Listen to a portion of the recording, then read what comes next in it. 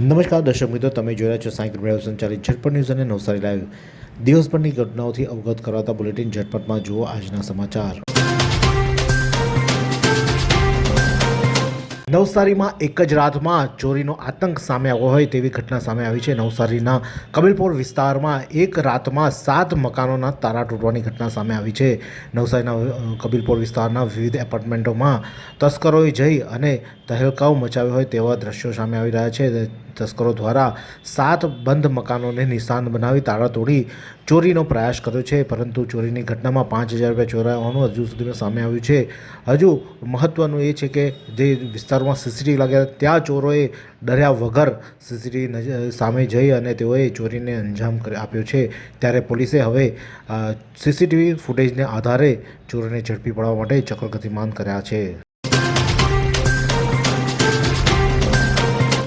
માણેકપર ટંકોલી ગામે ઝાડી ઝાંખરામાં આગ લાગતા ફાયરની ટીમ દોડતી થઈ હતી.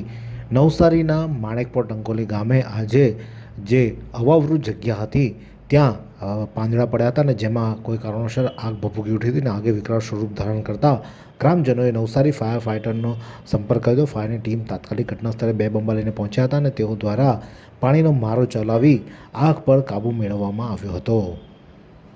સદનસીબે આગમાં કોઈ પણ પ્રકારની જાનહાનિ થવા નથી પામી, પરંતુ જે કચરો અને જે ઝાડની નીચે પડેલા જે પાંદડાઓ હતા તે બળીને ખાખ થઈ જવા પામ્યા હતા.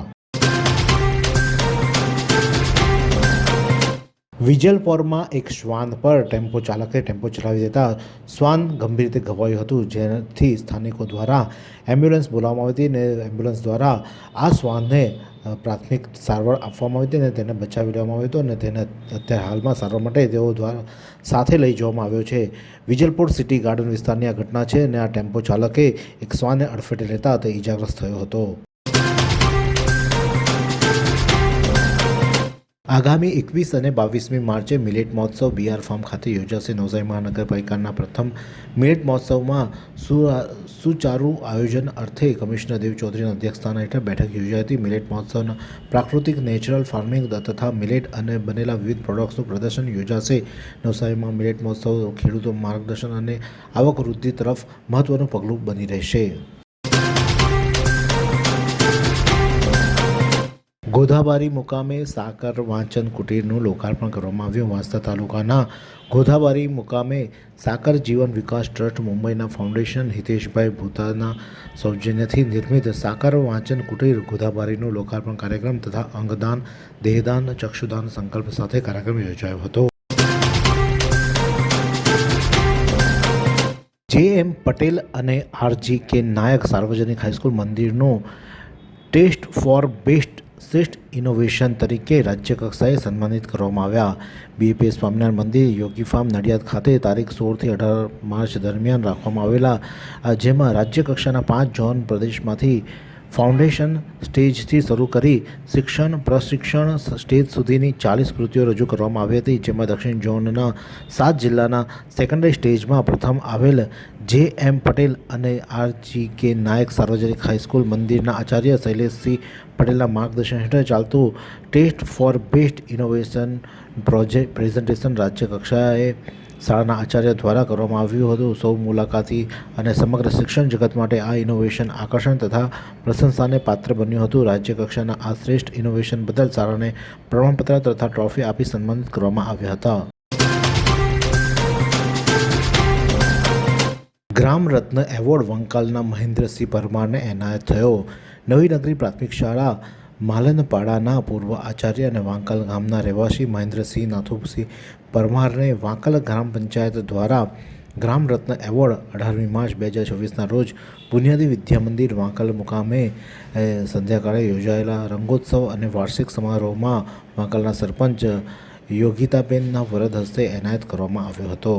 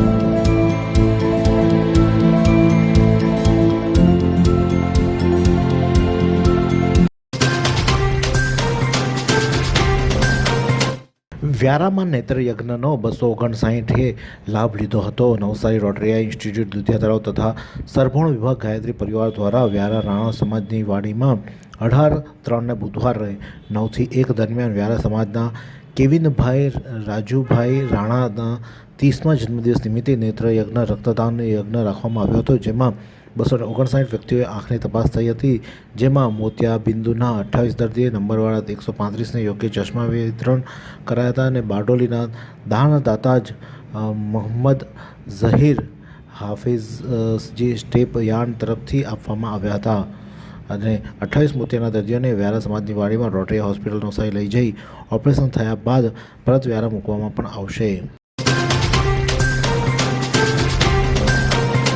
ચીખલી 4 રસ્તા નજીક ટેમ્પોમાં શોર્ટ સર્કિટના કારણે આગ લાગી હતી. નેશનલ હાઈવે 48 પર ચીખલી 4 રસ્તા ખાતે સર્વિસ રોડ પર ઊભા રહેલા એક આઈસર ટેમ્પોમાં અચાનક જ આગ લાગી ગઈ હતી. જોકે ટેમ્પો ચાલક અને ક્લીનર તુરંત જ બહાર નીકળી જતા તેમનો બચાવ થયો હતો અને આગમાં ટેમ્પોમાં શોર્ટ સર્કિટના કારણે આગ લાગવાના કારણે ઘણું નુકસાન થવા પામ્યું હતું. ફાયર બ્રિગેડે આગ પર કાબૂ મેળવ્યો હતો. મરોલી ઉભરાટ રોડ પર ચાલતી માટી ભરેલી વાહનો જોખમી. મરોલી પંથકમાં મરોલી ઉભરાટ મુખ્ય માર્ગ પર ચાલતા માટી ભરેલા વાહનો સ્થાનિકો માટે જોખમી બની રહ્યા હોવાની ફરિયાદ મહુવર મરોલી તલાટી કમ મંત્રી જિલ્લા ભૂસ્તર વિભાગને કરી આ અંગે તાત્કાલિક કાર્યવાહી કરવાની માંગ પણ કરવામાં આવી છે. જિલ્લા તાલુકાના મહુવર ગામે મુખ્ય માર્ગ પરથી પસાર થતી માટી ભરેલી ટ્રકો, હાઈવા ટ્રકો બેફામ ઝડપેના કારણે સ્થાનિકોમાં ભય ફેલાયો છે અને જેથી કરીને તેને રોકવા માટે ભૂસ્તરને અરજી કરવામાં આવી છે. Navsari railway station platform number 2 અને 3 પર યુરિનલ અને શૌચાલયની સુવિધા ઊભી કરવા માટે માંગ કરવામાં આવી છે. નવસારી રેલવે સ્ટેશનના પ્લેટફોર્મ નંબર 2 અને 3 પર યુરિનલ અને શૌચાલયની સુવિધા ન હોવાથી રેલવેના મુસાફરોને પડતી હાલાકી દૂર કરવા માટે પ્લેટફોર્મ પર શૌચાલય અને યુરિનલની સુવિધા ઊભી કરવામાં આવે તેવી લેખિત રજૂઆત જાગૃત નાગરિક દ્વારા કરવામાં આવી છે અને જે કોઈ પણ પ્લેટફોર્મ નંબર 2 અને 3 પર હોય તો તે લોકોએ યુરિનલ અને ટોયલેટ માટે તેઓએ પ્રથમ નંબરના પ્લેટફોર્મ પર આવવાની ફરજ પડે છે, જેથી કરીને તેઓ દ્વારા આ પ્લેટફોર્મ નંબર 2 અને 3 પર યુરિનલ અને શૌચાલયની માંગ કરવામાં આવી છે. મહારાષ્ટ્રના નૂતન વર્ષ ગુડી પડવાની ઉજવણી સાથે હિન્દુ નવ વર્ષ વિક્રમ સંવત 2082નો પ્રારંભ થયો. મહારાષ્ટ્ર સાથે ગુજરાતમાં પણ મહારાષ્ટ્રીયન સમાજ દ્વારા ગુડી પડવાની ઉજવણી કરવામાં આવી. હિન્દુ પંચાંગ ચૈત્ર માસના અત્યંત પવિત્ર ગણાય છે. હિન્દુ વિક્રમ સંવત કેલેન્ડર પ્રમાણે ચૈત્ર માસ વર્ષનો પ્રથમ મહિનો છે. ચૈત્ર માસના શુક્લ પક્ષની પ્રતિપદા તિથિથી હિન્દુ નૂતન વર્ષ વિક્રમ સંવતનો પ્રારંભ થાય છે. આ સાથે જ આ દિવસે મરાઠીઓના મુખ્ય તહેવાર ગુડી પડવાની પણ ઉજવણી થાય છે. આ દિવસે દેશભરમાં યુગાદી પ્રતિપદા અને ગુડી પડવા તરીકે ઉજવવામાં આવે છે અને જેનો નવસારીમાં મોટી સંખ્યામાં લોકોએ આજે મહારાષ્ટ્રીયન લોકોએ ગુડી પડવાની ઉજવણી કરી પોતાના નવ વર્ષની ઉજવણીનો પ્રારંભ કર્યો હતો.